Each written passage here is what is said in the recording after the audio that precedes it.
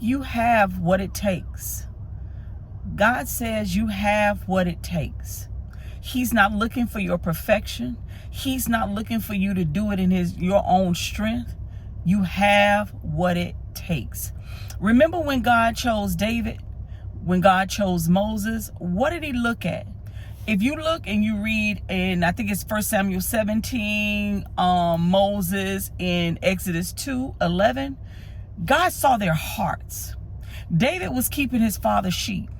And he told Saul he killed a lion and a bear, which says to you, he is a protector. He's protector of sheep. He's protector of something that doesn't have the strength to care for itself. And that's what God sees in you. Can I tell you, my sister and brother, you are a natural born leader. The Spirit of God lives in you. So God wants you to know it is a season that God is choosing people to care for his people.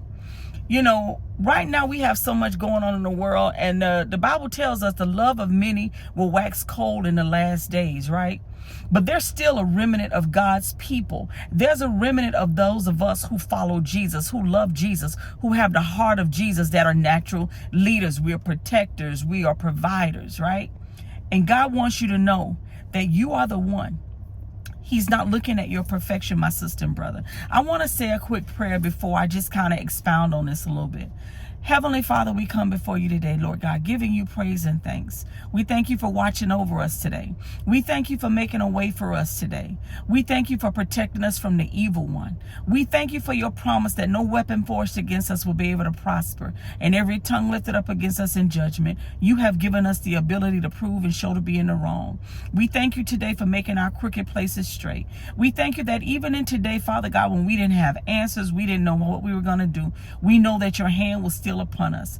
And although things have not worked out, fully how we wanted them to, Father, you have been faithful. Father, I come interceding for my sister and brother today. I ask that you would carry each and every one of us through the rest of the day. I pray that, God, you are Jehovah Shalom, that you would give us peace. Wrap your loving arms around us, Father God. For we know that because of Jesus, we have the ability to come boldly to your throne of grace and obtain mercy in our time of need. Father, we thank you for your faithfulness. We thank you that you are Jehovah Jireh, the Lord our provider. We thank you that you are Jehovah Nisi, the Lord our banner, which means you fight for us, Father God. Father, we lift up the sick. We lift up the fallen. We lift up the addicted, Father God. And we pray that you would bless each and every one of them.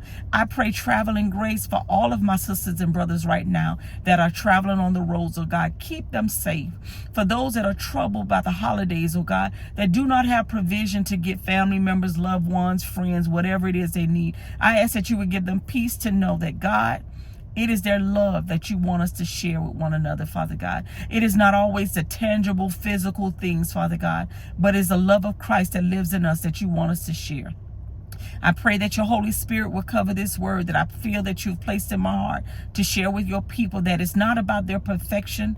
It is not about their excellence, but it is about their heart to serve and honor you, to be Jesus in the earth for others, oh God, to be your hands and feet, to give love, to share kindness, Father God, and to lead people to Christ, to lead people to the altar, that they will repent of their sins. Father, I ask that you would make a way for my sister and brother today. I pray that you would comfort their hearts, Father God. For those who have lost loved ones, oh God, I pray that you would comfort them, Father God.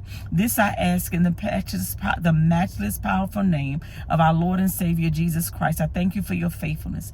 If I could say nothing else, Father God, you said in your word, where two or more are gathered in your name, you are in the midst. And for all of us who are gathered together right now on this video, Father, we stand together corporately, coming bombarding heaven, oh God, not only for our needs to be met, but for the needs of others to be met, for them to have the water, the provisions, oh God, the shelter, oh God, the resources that they need, oh God. Only you can make that happen. You see all things. You are Elroy, the God who sees, Father, and your arm is not too short.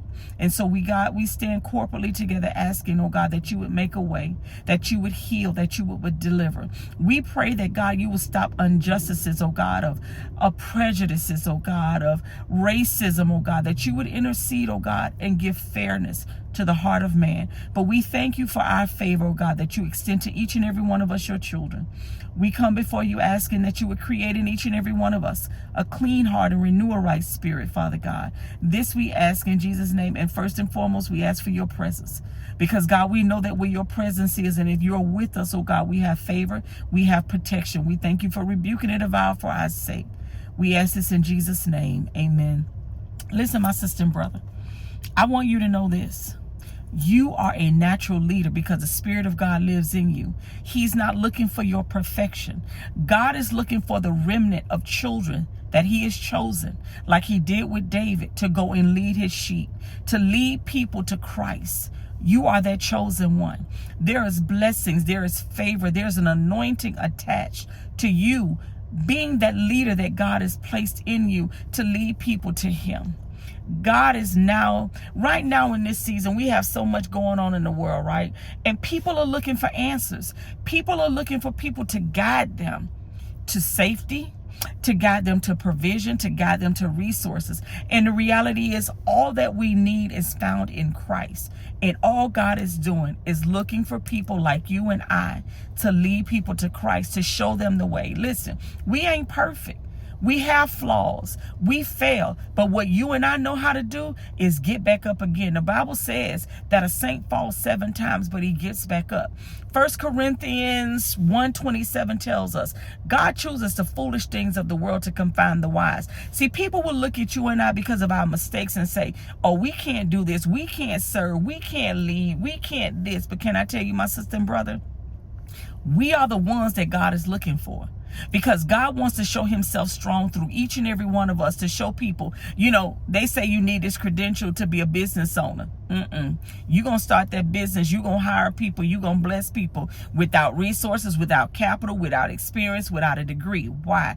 Because God knows your heart.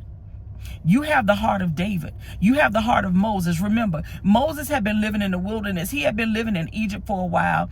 And then he went out and lived in the wilderness, and he saw one of his Hebrew brothers, so to speak, fighting with an Egyptian.